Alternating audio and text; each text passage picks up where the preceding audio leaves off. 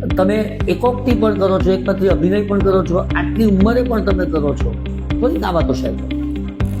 નિખિલભાઈ, આ તો મારા દિલનો વિષય છે, કારણ કે મારા કેરિયરની શરૂઆત જ એ નાટકમાં થઈ. એફઆરસીનો અનુભવ કેવો રહ્યો? 2017માં આ કન્સેપ્ટ રાજ્ય સરકાર લાવ્યા. આ 5 સભ્યની સમિતિમાં 2017માં મને એક કમિટીમાં કામ કરવાની તક મળી. તો જેસી અને પહેલાંની વાત 1976માં સુરત જેસીસમાં મેં મેમ્બર તરીકે એન્ટ્રી લીધી અને 1980માં મને સુરત જેસીસનું પ્રમુખ સ્થાન મળ્યું. નમસ્કાર દર્શક દોસ્તો, the southern Gujarat chamber of commerce and ઇન્ડસ્ટ્રીની કોફી ટેબલ બુકમાં આપનું સ્વાગત છે. અને સ્વાગત છે ચેમ્બરના ભૂતપૂર્વ પ્રમુખ શ્રી રૂપિનભાઈ પચ્ચીકરનું. રૂપિનભાઈ પચ્ચીકર એટલે અર્થશાસ્ત્રથી અભિવ્યક્તિ સુધીની અજોડી યાત્રા.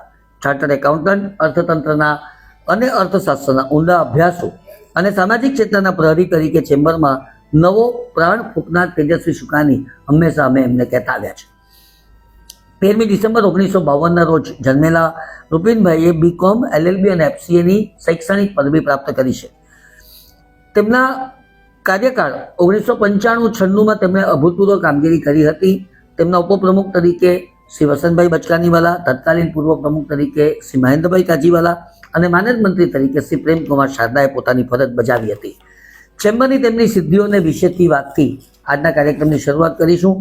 કન્વેન્શન સેન્ટરના સ્વપ્ન દ્રષ્ટા અમે તેમને ગણીએ છીએ. રૂપિનભાઈ, આ વાત શું છે? નિખિલભાઈ, આપણે 95-96માં જે રીતે ચેમ્બર ચાલતી હતી તે સમયે એક વિઝન લઈને આપણે ચાલ્યા. જી. અને જે સરસાણાનો કન્સેપ્ટ છે એની મિની આવૃત્તિનો મેં વિકલ્પ યોજ્યો હતો અને એને માટે મેં કોર્પોરેશનની મદદ લઈને યુનિવર્સિટી રોડ પર એક જગ્યા પણ નક્કી કરી હતી.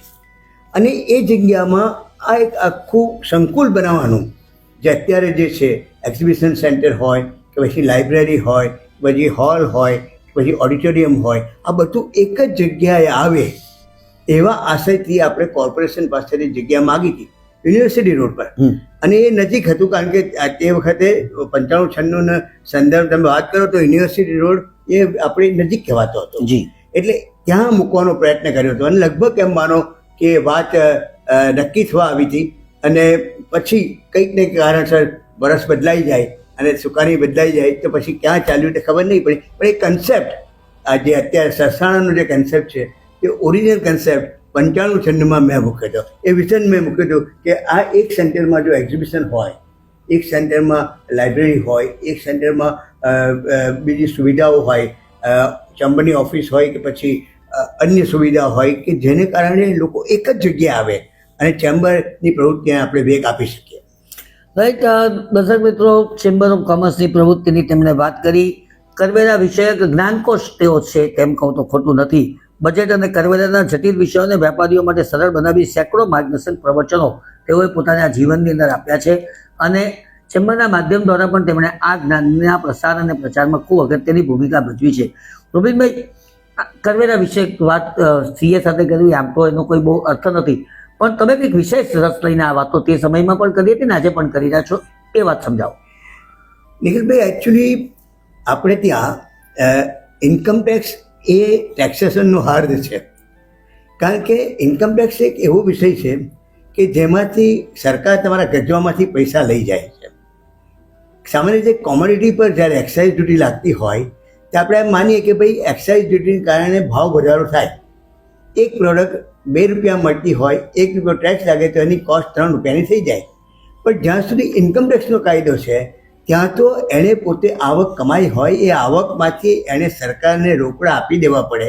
એટલે ઇન્કમટેક્સ એ હંમેશા આકર્ષણનો વિષય રહ્યો છે. અને વર્ષોથી હું ઇન્કમટેક્સના બજેટ પર અનેક પ્રવચન આપી ચૂક્યો છું.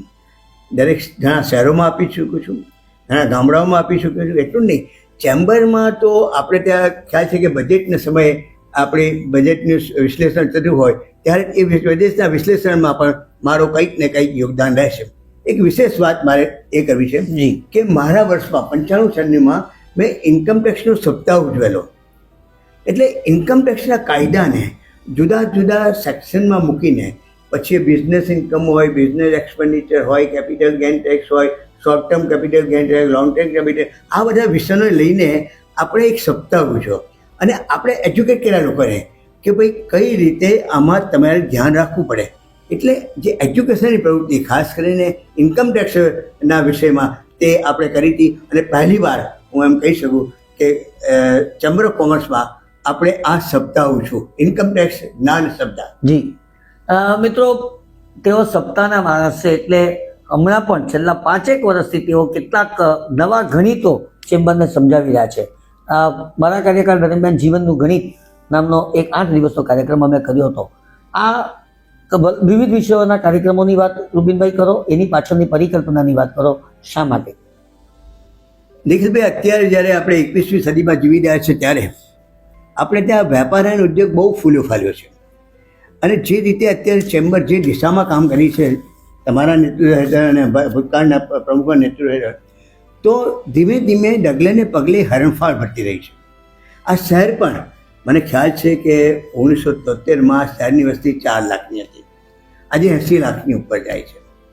અહીં જે કે ભાઈ સંકુલો આવ્યા, જે ટેક્સટાઇલ આવી, ટેક્સટાઇલ ઇન્ડસ્ટ્રી, ડાયમંડ ઇન્ડસ્ટ્રી, હવે તો કેમિકલ ઇન્ડસ્ટ્રી ઉપરાંત જે સોલાર ઇન્ડસ્ટ્રી આવી રહી છે, આ બધી જ વાતો જે ફૂલી ફાલી એ સમયે મને એમ લાગે છે કે એક વિષય જે ચેમ્બરનો ન હોવા છતાં પણ હોવો જોઈએ અને તે માનવીને સાચા માનવી બનાવવાનો. આ કન્સેપ્ટ જે છે, દાખલા તરીકે મેં જીવનનું ગણિત કન્સેપ્ટ તમારા વર્ષમાં મૂક્યું. આ જીવનના ગણિત કન્સેપ્ટમાં મૂળ વાત એ હતી કે દરેક વ્યક્તિને કોઈ પણ સમયે જ્યારે કોઈકની સાથે કંઈ વ્યવહાર કર્યો હોય છે ને ત્યારે એમાં ગણિત જ હોય છે. દાખલા તરીકે મૈત્રીનું ગણિત, સંબંધોનું ગણિત, દરેક વિષયમાં જ્યારે વ્યક્તિ એકબીજા સાથે સંબંધ બાંધે છે ત્યારે એ સંબંધમાં ગણિત આવે છે. એટલે મને એમ થયું કે આપણે આ વાતને લોકો સુધી પહોંચાડવી જોઈએ કે ભાઈ માત્ર વેપાર ઉદ્યોગ નહીં, પરંતુ વેપાર ઉદ્યોગથી આગળ જઈને તમારે એક માનવી તરીકે બહાર આવવું પડશે. અને હું એમ માનું છું કે એ જ સારો બિઝનેસમેન, એ જ સારો પ્રોફેશનલ થઈ શકે, એ સારો માણસ બની શકે.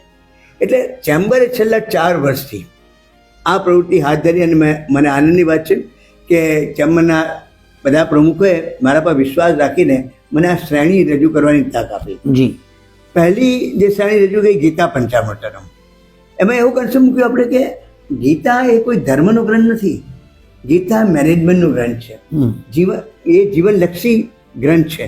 એટલે આપણે એવું સાબિત કરી બતાવ્યું કે ગીતાનું જ્ઞાન હોવું જરૂરી છે.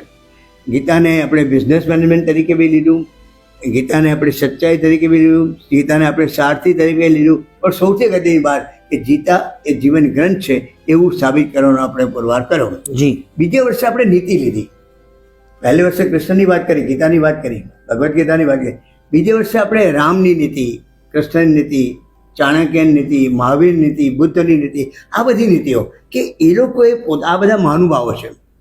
ભલે આપણે અત્યારે એમને ઈશ્વર માનીએ છીએ અને ઈશ્વર છે, એમાં પણ મને કોઈ શંકા નથી, પણ એ માનવીમાંથી ઈશ્વર બનેલા છે, મહાપુરુષો છે, મહામાનવ છે.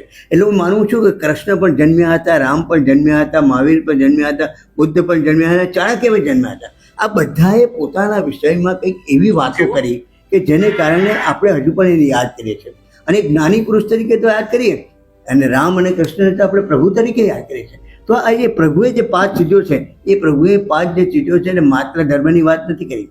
અને એટલા વારંવાર હું કહું છું હિન્દુ ધર્મ એ ધર્મ નથી, એ વે ઓફ લાઈફ છે. કારણ કે બંને ગ્રંથમાં આપણા કૃષ્ણની વાત હોય કે રામની વાતમાં જીવનલક્ષી વાત છે. રામે પણ શું કરી, મર્યાદા પુરુષોત્તમની વાત કરી, કૃષ્ણએ પૂર્ણ પુરુષોત્તમની વાત કરી, મહાવીરે ત્યાગની વાત કરી અને બુદ્ધે શાંતિની વાત કરી. આજે જ્યારે યુક્રેન અને એની રશિયાની લડાઈ ચાલતી હોય કે પછી ટ્રમ્પ અને ઈરાનની લડાઈ ચાલતી હોય ત્યારે આપણે હજુ પણ એમ માનીએ છીએ કે આ યુગ 21મી સદીનો યુગ એ યુદ્ધનો યુગ નથી, એ બુદ્ધનો યુગ છે. અને શાંતિ હોવી જોઈએ. જ્યાં શાંતિ પ્રવર્તશે ત્યાં જ વેપાર ઉદ્યોગ વધશે, ત્યાં જ માનવી તરીકે જીવી શકશે. આજે પરિસ્થિતિ એવી છે કે બોમ્બમારો થાય છે અને શહેરી વિસ્તારમાં થાય છે, માનવો મરી જાય છે, માનવતાનું હરણ થઈ જાય છે. આવું ન થવું જોઈએ. એટલે મને એમ લાગે છે કે ચેમ્બરે જે આ યોજ્યું ને એની પાછળ મુખ્ય હેતુ હતું કે આપણે જીવનલક્ષી બનાવવાનો પ્રયત્ન કરીએ. આપણે વેપારીને માત્ર પૈસા પાછળ ગાણા નહીં કરી નાખીએ. મારી પાસે 10 રૂપિયા આવ્યા ને હવે કાલે 50 થવા જોઈએ, એ સ્વાભાવિક માનવ સ્વભાવ છે. અને 1 કરોડ રૂપિયા કમાવાનો માણસ ક્યારે 500 કરોડ કમાય એવું પ્લાનિંગ કરે એમાંય મને વાંધો નથી. પણ સવાલ એ છે કે 500 કે 1000 કે 5000 કે 10 કરોડ કમાયા પછી પણ એ માનવી તરીકે રહેશે કે એના પર આધાર છે. કારણ કે આપણે જાણીએ છીએ કે બધું અહીંયા મૂકીને જવાનું છે. કોઈ ઉપર તો લઈ જાય, પણ એક વસ્તુ લઈ જવાશે અને તમારી સારી વાતો, તમારા સારા સંસ્કાર, તમારું સારું બિહેવિયર, તમે કરેલી લોકોની સેવા, તમે લોકો સાથે કેવો એપ્રોચ કરો, તમારી વાતચીતમાં શું ફરક પડે છે, તમે વાતચીત કરતાં કરતાં લોકોનું મન મોહી લો છો, એનું દિલ મોહી લો છો, ત્યાં એ માનવી બને છે. અને ચેમ્બરે એટલે માત્ર વેપાર ઉદ્યોગ નહીં પણ બિયોન્ડ ધ વેપાર ઉદ્યોગ આ કામ કર્યું અને આ શ્રેણી મૂકી. અને જીવન ગણિતમાં તો તમે જોયું કે કેટલી બધી 8 વિષય સુધી, અને દાખલા તરીકે આપણે શીલા ભટ્ટને બોલાવ્યા, રાજકારણમાં ગણિત. હવે રાજકારણમાં ગણિત તો છે જ, પણ રાજકારણ ધર્મમાં પણ ગણિત છે. એ ધર્મનું ગણિત પણ આપણે સમજાવ્યું. એટલે મારું કહેવાનો મતલબ એ હતો કે beyond the activity of chamber, હું માનું છું કે ચેમ્બરનું મૂળભૂત હેતુ એ વેપાર ઉદ્યોગની પરિસ્થિતિને જોવાનો, એના પ્રશ્નોને વાચા આપવાનો છે અને એ પ્રશ્નો આગળ જઈને સરકાર સાહેબ રજૂઆત કરો. પરંતુ એ ઉપરાંત પણ આવું થવું જોઈએ એવું આ 4 વર્ષમાં આપણે કરી. રાઈટ. તમે જે રજૂઆતોની વાતો કરી, તમે તમારા વર્ષની અંદર એ બહુ રજૂઆતો કરી હતી અને કઈવન તમે મનમોહનસિંહ સુધી પણ પહોંચ્યા હતા, એ વાત શું હતી? નિખિલભાઈ, એ તો મને એમ લાગે છે ઐતિહાસિક વાત થઈ ગઈ. જી.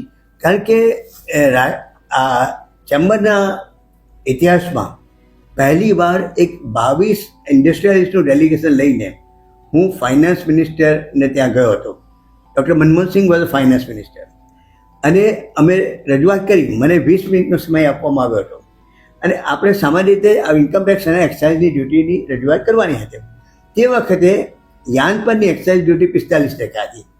એટલે મેં ડૉક્ટર મનમોહન સાહેબને કહ્યું કે સાહેબ, આ યાન પરની ડ્યુટી 45% હોય તો યાન એ તો કાપડનું રો મટીરિયલ છે, તો રો મટીરિયલ કોસ્ટલી થાય તો સાડીઓની કોસ્ટ કેટલી વધી જાય.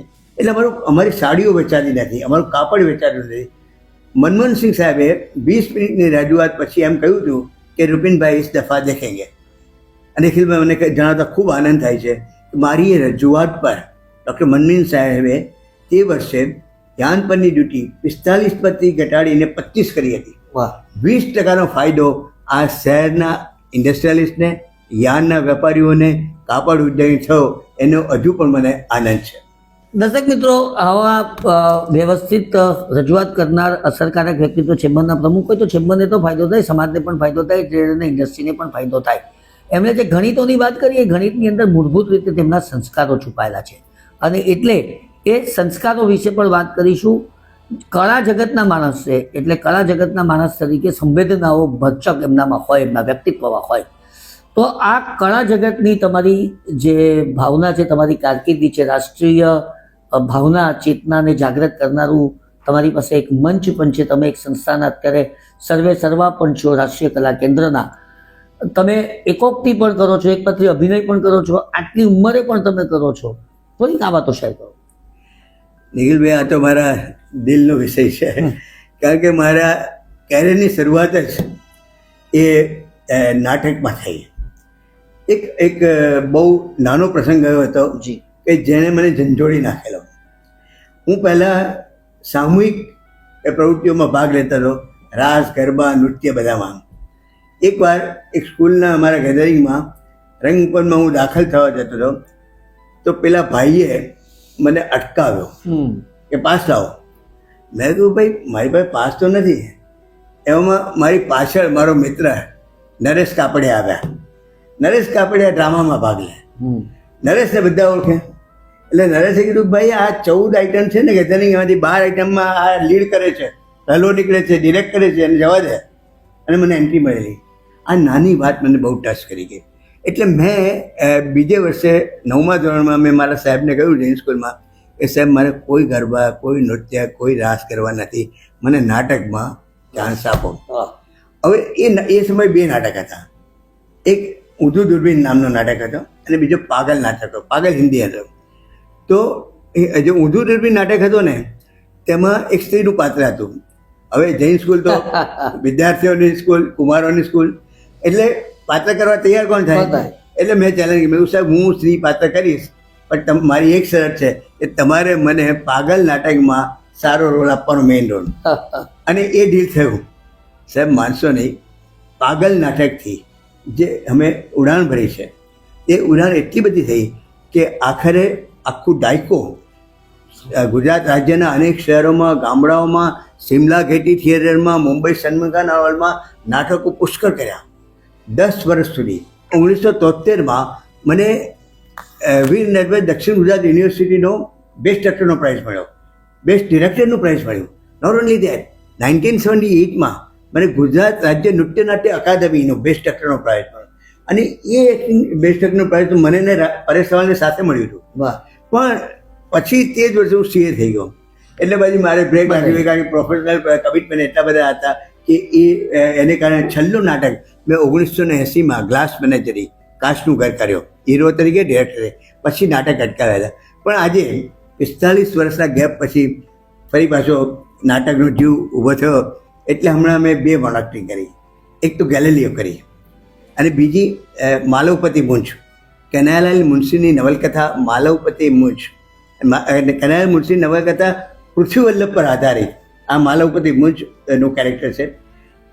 મને કહેતા ખૂબ આનંદ થાય છે કે મોનોક્ટિંગ મેં લખી છે, અભિનય કર્યો છે અને દિગ્દર્શન પણ. વાહ ભાઈ વાહ, બહુ. એટલે આ જે જીવ છે આપણો નાટકનો તે, અને હું માનું છું કે આ જે નાટકની પ્રવૃત્તિ છે ને તે તમને જીવનમાં ખૂબ આગળ લઈ જાય છે. કારણ કે કોન્ફિડન્સ આપે છે, સ્ટેજ ફિયર નીકળી જાય છે.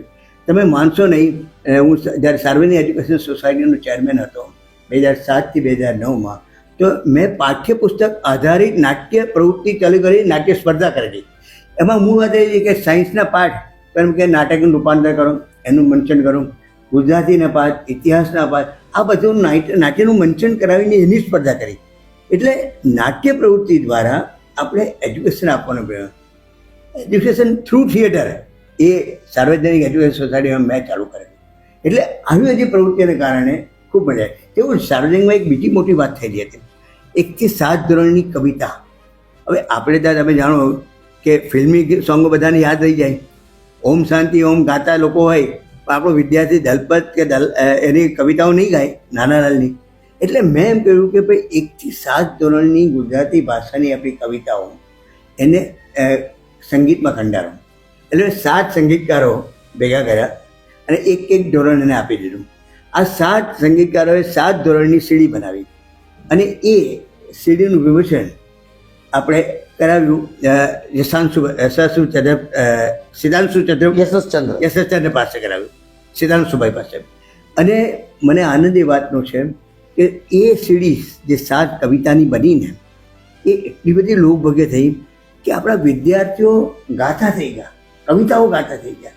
એટલે મારું કહેવાનું એ જ છે કે આપણે આપણું શિક્ષણને પણ એવું લોકભવ્ય બનાવવું જોઈએ કે જે લોકો સુધી પહોંચે, વિદ્યાર્થીઓ સુધી પહોંચે, એના દિલમાં બેસી જાય. એને એમ થાય કે મારે પાઠ વાંચવાની જરૂર નથી, હું નાટક જોઈ લઈશ તો ખબર પડી જશે, મારે કવિતા મને મોઢે થઈ ગઈ છે.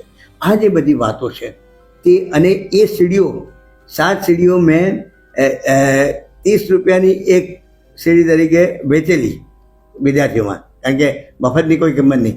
અને 7 ધોરણની જે સીડી લઈ જાય તેને 200 રૂપિયામાં સેટ આપેલો. અને હું સ્કૂલે જઈને કહેતો હતો કે તમારી બર્થડેમાં તમે 200-250ની રિટર્ન ગિફ્ટ આપો છો, એને બદલે આ સેટ આપો. એટલે એજ્યુકેશન થ્રુ થિયેટર એનો કન્સેપ્ટ મૂકવાનો મેં પ્રયત્ન કર્યો, એનો મને ખૂબ આનંદ છે.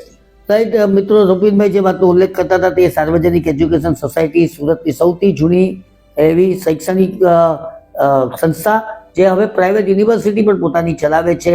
લગભગ 110 વર્ષ જૂની આ સંસ્થાની અંદર તેઓએ ચેરમેન પદે પોતાનું સક્રિય યોગદાન આપ્યું હતું.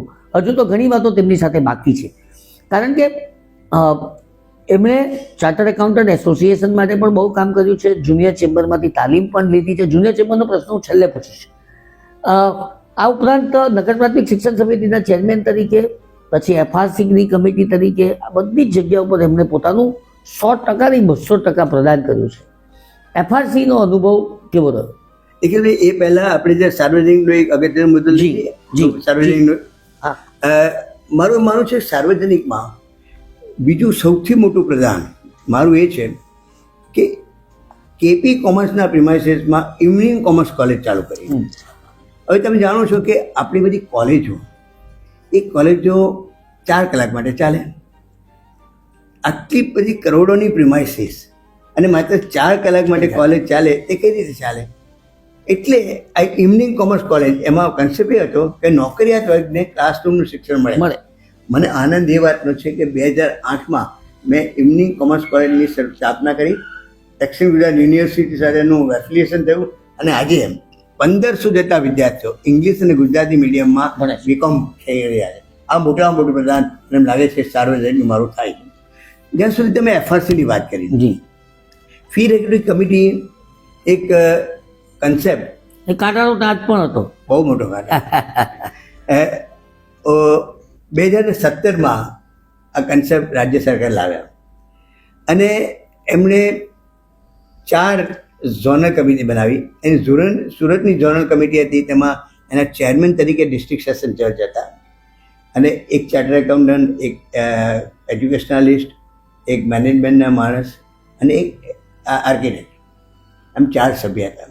આ 5 સભ્યની સમિતિમાં 2017માં મને એક કમિટીમાં કામ કરવાની તક મળી. આ બહુ, તમે કહું તે વાત સાથે કાંટાળો તાજ હતો. કારણ કે પ્રજાને એમ હતું કે ફી ઘટી જ જવી જોઈએ ડ્રેસ્ટિકલી, અને સરકાર અને પ્રજાને એમ હતું કે ફી ઘટવી જોઈએ અને સરકારને એમ હતું કે આ ફી ઘટે તો ઘટે પણ સંસ્થા ચાલવી જોઈએ. એટલે એ પરિસ્થિતિમાં મને એમ લાગે છે કે આ ફી રેગ્યુલેટરી કમિટીમાં મારે દક્ષિણ ગુજરાતની 3000 શાળાઓ જે પ્રાઇવેટ સેક્ટરની છે એની ફી નક્કી કરવાનું કામ સરકારે મને સોંપ્યું હતું. મને આનંદ એ વાતનો છે કે એ દરેક સંસ્થા, દરેક સ્કૂલનું બેલેન્સ શીટ અને ઇન્કમ એક્સપેન્ડિચરનું એનાલિસિસ કરીને એક બેલેન્સ રહીને, કારણ કે હું વારંવાર ઇવન સરકારમાં કહેતો હતો કે સાહેબ આપણે ફી ઘટાડવી જોઈએ, આપણો કન્સેપ્ટ સારો છે, કારણ કે આપણે પ્રજા તરફ જવાનું છે, લોકભાગ્ય આપણે બનવું છે. એટલું નહીં પણ પ્રજાને પણ સારી રાહત થાય એ આપણી જોવાની જવાબદારી છે.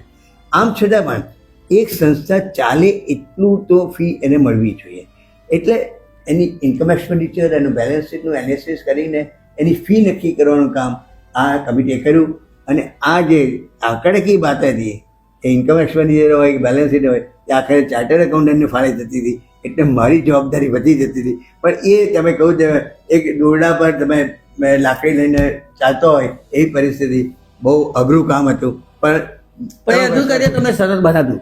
નગર પ્રાથમિક શિક્ષણ સમિતિના ચેરમેન તરીકે 5 વર્ષ તમે અભૂતપૂર્વ કામગીરી કરી. આ રોલ તમે એક્સપ્લેન કરો.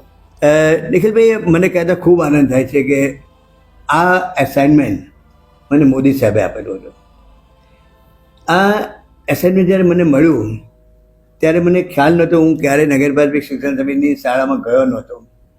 પણ બેઠા પછી એક એનાલિસિસ કરતો ગયો કે શાળામાં જે કંઈ બી પ્રવૃત્તિ થાય છે એમાં શાળાનું શિક્ષણ લોકો, વિદ્યાર્થીઓ સુધી પહોંચે છે કેમ? કારણ કે પહેલે જ દિવસે વરસાદ પડ્યો, જૂનનો મહિનો હતો. વરસાદ પડ્યો એટલે બૂટ મોજાનો ઓર્ડર આપવાનો થયો. હું સ્કૂલમાં દાખલ થયો તો એટલા નાના નાના ભૂલકાઓ બિચારા તે બૂટ વગર ચાલતા હતા. તો આ છોકરાઓ વરસાદમાં ચાલે અને કંઈક અંદર કાચ ભરાઈ ગયો તો શું થાય? ઇમિડિયેટલી આપણે એને બૂટ મોજાની વ્યવસ્થા કરાવી. એવી જ રીતે પાઠ્યપુસ્તક હોય કે બધું હોય, એના ડ્રેસ હોય, બધું જ કોર્પોરેશનના ફંડમાંથી આપણે આપીએ છીએ. પણ એ બહુ સારું ચાલ્યું. પણ એક બે વાત એવી છે કે દાખલા તરીકે એક ઐતિહાસિક પ્રસંગ કે કોર્પોરેશન શાળા 2006 સુધી નંબરથી ઓળખાતી હતી. 270 શાળા, સ્કૂલ નંબર 1, 2 થી 270 શાળા નંબર, ક્રમાંક number 100. I gave name to each and every school.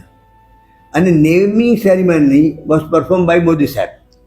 Modi સાહેબ એ આવ્યા, એમણે આ 270 શાળાના નામ આપ્યા. આ શાળાના જે નામ આપ્યા તે સાહિત્યકારોના, સ્વતંત્ર સેનાનીઓના, ક્રિકેટરોના, રાજનીતિજ્ઞોના, આ બધાના નામ કર્યા. અને એટલું નહીં, કે અમારે ત્યાં કોર્પોરેશન શાળામાં 6 માધ્યમમાં શાળા ચાલે: ગુજરાતી, હિન્દી, તેલુગુ, મરાઠી ને ઉડિયા. એટલે ઉર્દુના જે સ્કૂલ હતી ને એમાં મેં ઉર્દુના સાહિત્યકારોના નામ આપ્યા, હિન્દીમાં હિન્દીના સાહિત્યકારોને આપ્યા. એટલે કહેવાનો તાત્પર્ય મરાઠીમાં મરાઠીને આપ્યા. લોકોને એમ લાગવું જોઈએ કે આ મારી શાળા છે, એ સ્કૂલની સાથે બંધાઈ ગયો. નહીં તો એના માટે શાળા હતી, પણ આજે હવે વલ્લભભાઈ પટેલ શાળા છે.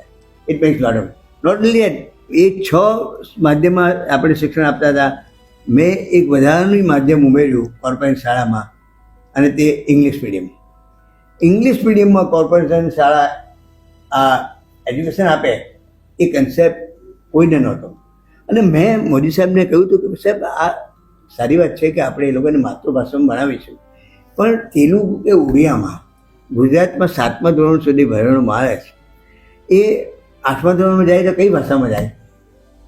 અને એ લોકોના વાલીઓ પણ તૈયાર છે કે ઇંગ્લિશ મીડિયમ ભણાવે. અને મોદી સાહેબે મારી એ વાત સ્વીકારી અને મને આ તક આપી. બીજી એક વાત નિખિલભાઈ, મને થોડી આનંદ સાથે કહેવાનું મન થાય છે કે આમ તો છે ને નગરપાલિકા શિક્ષણ સમિતિની ચેરમેનશીપ એ 2.5 વર્ષની હોય, મેયરની જેમ. 2.5 વર્ષે મેયર બદલાય તેમ સમિતિના ચેરમેન પણ બદલાય.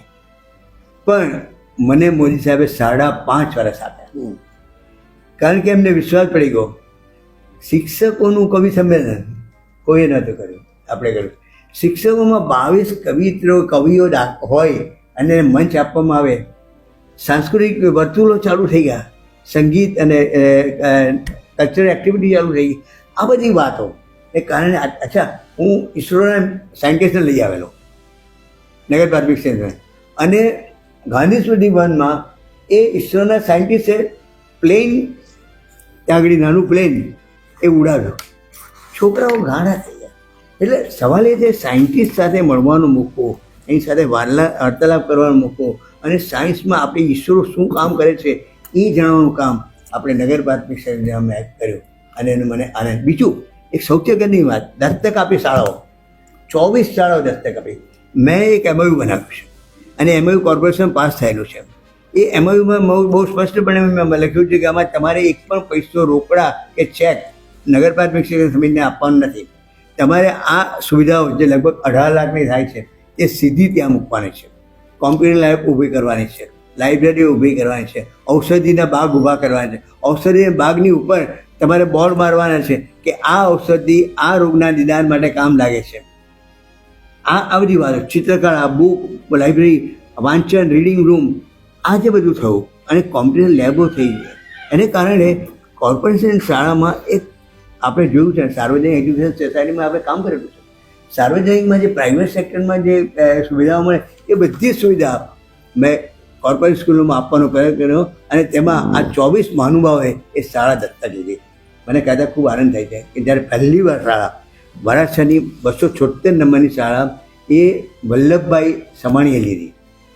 જેવું ખબર પડી કે આ વલ્લભભાઈ સવાણીએ સ્કૂલ લીધી, એટલે ત્યાં તો ટોળા એડમિશન લેવા માટે, અને 750 વેઇટિંગ લિસ્ટ પર. કોર્પોરેશન શાળામાં 750 વિદ્યાર્થીઓ વેઇટિંગ લિસ્ટ પર એડમિશન લેવા માટે. એટલે પછી મેં અપર્ણા મેડમને કહીને એક રસ્તો કાઢ્યો, મેડમ આપણે એવું કરીએ કે કુમારને માટે સાંજની શાળા ડે શિફ્ટ અને કન્યાઓ માટે મોર્નિંગ કરનાર, એમ કહીને કુમાર અને કન્યા જુદા કરીને 2 પાળીમાં શાળા ચાલુ કરી. એટલે આ બધી જે વાતો કોર્પોરેશન શાળામાં આપણે થઈ, એનો મને ખૂબ આત્મસંતોષ છે કે કંઈક કર્યાનો મને સંતોષ. રાઈટ. રૂપિનભાઈ, મિત્રો, પત્રકાર કલ્યાણ નિધિના ટ્રસ્ટી તરીકે પણ સતત સક્રિય છે. કોમર્સ રિપોર્ટિંગ ક્ષેત્રે ઉત્કૃષ્ટતા લાવવા માટે પત્રકારત્વ અને વ્યાપાર વચ્ચે સેતુરૂપ છે તેમ પણ ખોટું નથી. રૂપિનભાઈનો પરિવાર શિક્ષણ અને વ્યવસાયિક શ્રેષ્ઠતાનો વારસો ધરાવે છે. તેમના વ્યવસાયિક અને જાહેર જીવનના સફળ પ્રવાસમાં તેમના પરિવારનો હંમેશા મજબૂત ટેકો રહ્યો છે. તેમના પરિવારમાં શ્રીમતી નીનાબેન, તેમના ધર્મપત્ની દીકરી કૃતિકા શાહ જે આર્કિટેક્ટ છે, તેમના જમાઈ રાહુલ શાહ તે પણ આર્કિટેક્ટ છે, પુત્ર અનુજ ચાર્ટર્ડ એકાઉન્ટન્ટ છે, પુત્રવધુ ડૉક્ટર સુચિ, દોહિત્રી ઝાહિના શાહ અને પૌત્ર મિહાનનો સમાવેશ થાય છે. આવું વિશાળ પરિવાર તેઓ ધરાવે છે. આ બધી વાત એમના જીવનમાં કઈ રીતે વિકસિત પામી એનું જો મૂળભૂત કારણ હોય તો તે જુનિયર ચેમ્બર જેસીસની એ પહેલા. એમને લીધેલી તાલીમ, એ પહેલાની વાત તમે પછી કરી, તો જેસીસ અને એ પહેલાની વાત તમે કરો. નિખિલભાઈ, આ ભળી જવાની વાત આવે એટલે હા. મારા માતા પિતાને યાદ કરવા છે. જી કારણ કે આ જે પ્રવૃત્તિના પાઠ છે ને તે મને મારા માતા અને પિતાએ ભણાવ્યા છે. મારા પપ્પા પણ સાર્વજનિકના મેની કમિટીના સભ્યતા હતા જ, પણ પપ્પા કલા ક્ષેત્રમાં કામ એક્ટિવ હતા. મારા મધર પણ મહિલા પરિષદમાં એક્ટિવ હતા. અને એ લોકોની પ્રોત્સાહનને કારણે હું આ બધી પ્રવૃત્તિ કરી શકું. એટલે હું માનું છું કે હું અત્યારે જે કંઈ પણ થોડું ઘણું પ્રાપ્ત કરી શકું એનો બેઝ મારા માતા પિતા છે અને હું એમને વંદન કરું. રાઈટ. આપણે વાત કરીએ જેસીસની ટ્રેનિંગ, મૂળભૂત સંસ્કાર આ બધાના ત્યાંથી આવ્યા. નિખિલભાઈ, એ તો મૂળભૂત વાત છે. કારણ કે 1976માં સુરત જેસીસમાં મેં મેમ્બર તરીકે એન્ટ્રી લીધી અને 1980માં મને સુરત જેસીસનું પ્રમુખ સ્થાન મળ્યું. 1982માં હું ગુજરાત રાજ્ય જેસીસનો પ્રમુખ બન્યો અને 1983માં ઇન્ડિયન જેસીસનો ટ્રેઝરર બન્યો. મૂળ વાત, જેસીસ એ લીડરશિપની સંસ્થા છે. એટલે લીડરો પેદા કરવાનું ફેક્ટરી કહું તે આસ્થાન લેખે છે. આજની પરિસ્થિતિમાં પણ વક્તૃત્વકળા, હ્યુમન રિલેશન, પાર્લામેન્ટરી પ્રોસિજર, આ બધી વાતો, લીડરશિપ ઇન એક્શન, આ બધી વાતો કાને પડી અને એમાં માહિર થયા. એનું મૂળભૂત કારણ આપણે જેસીની ટ્રેનિંગ છે. એટલા બધા અદ્ભુત નેતાઓ જેસીસના અને જે ટ્રેનિંગ આપતા હતા આપણને થાય કે આપણે શીપ મળી રહ્યો છે. એક રફ ડાયમંડમાંથી એક કટ એન્ડ પોલિશ થઈને પૂર્ણ કક્ષાનો પોલિશ ડાયમંડ ઊભો થાય તેવું હું માનું છું કે જેસીસમાં યુવાનોને ટ્રેનિંગ આપવાનું કામ થયું. એનું શેપ આપવામાં આવે છે. તમારી વિચારસરણી બદલી કાઢે, તમને પોઝિટિવ પર નાખે, તમારે આ લાઈન પર ચાલવું જોઈએ એવું તમને બતાવે. અને મૂળ વાત હું એમ માનું છું કે જે વ્યક્તિને જીવનમાં ધ્યેય હોય ને તે જ આગળ જઈ શકે. ધ્યેય વગરનો કોઈ વ્યક્તિ આગળ જઈ શકતો નથી. અને એટલા માટે મને એમ લાગે છે કે જેસીસે મને એક ધ્યેય નક્કી કરી આપ્યું. મને કહ્યું કે ભાઈ તારે અચ્છા પછી તો અસરકારક વક્તા બનો. હું ફેકલ્ટી તરીકે પણ યુનિવર્સિટીમાં 200થી વધારે મેં ક્લાસીસ લીધા છે. ઇવન દક્ષિણ ગુજરાતમાં જેસીસમાં પણ ઘણા ક્લાસો લીધા. આ બધા ટ્રેનર તરીકે આપણે પ્રખ્યાત થયા કે પછી આપણે પુસ્તક બનાવ્યા અસરકારક વક્તા બનો ગુજરાતીમાં અને બી ઇફેક્ટિવ ઓરેટર ઇંગ્લિશમાં. તો એનું મૂળભૂત કારણ જેસીસ છે. આજે હું માનું છું કે મારા પાયામાં જેસીસની પ્રવૃત્તિનો બહુ મોટો ભાગ છે. કારણ કે કોઈ પણ જગ્યાએ જઈએ, પ્લેટફોર્મ ઊભા રહીએ, કોઈ પણ સવાલ આવે, ગમે ત્યાંથી ફેંકાય, ગમે ત્યાં ખૂણામાંથી ફેંકાય, પણ હાજર જવાબી બનાવવાનું કાર્ય એણે જેસીએ મને કર્યું છે.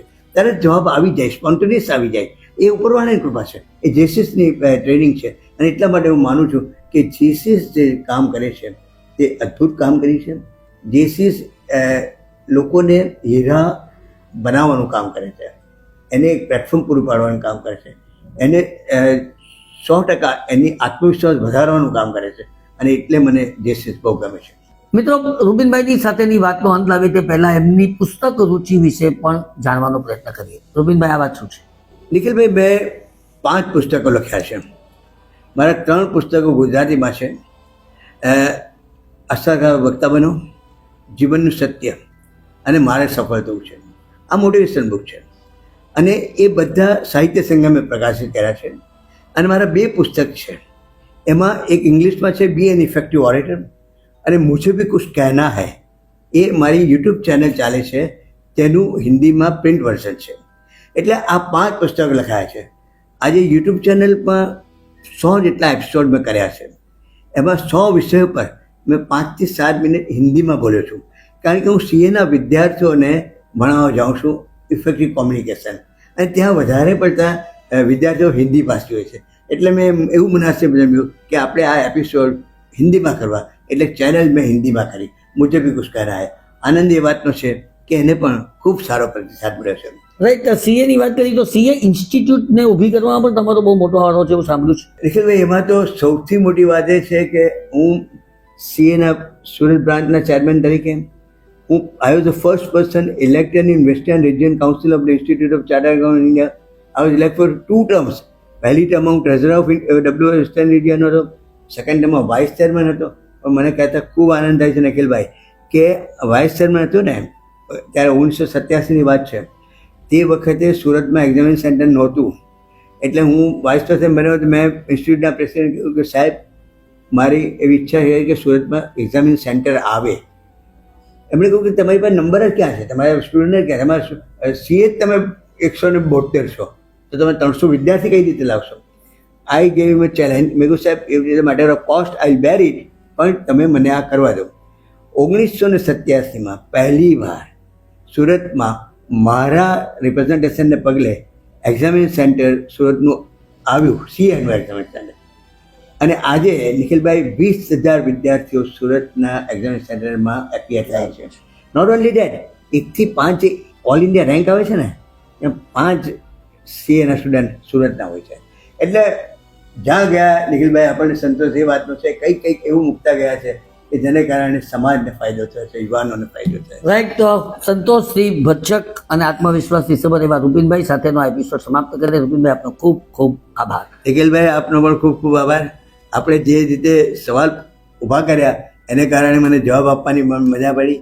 આપ ખૂબ સારા વક્તા છો જ, અને ત્યાં આજે ફરી એકવાર તમારી સાથે વાત કરવાની ખૂબ ખૂબ મજા આવી. ખૂબ ખૂબ આભાર. ખૂબ ખૂબ આભાર રૂપિનભાઈ. ધન્યવાદ.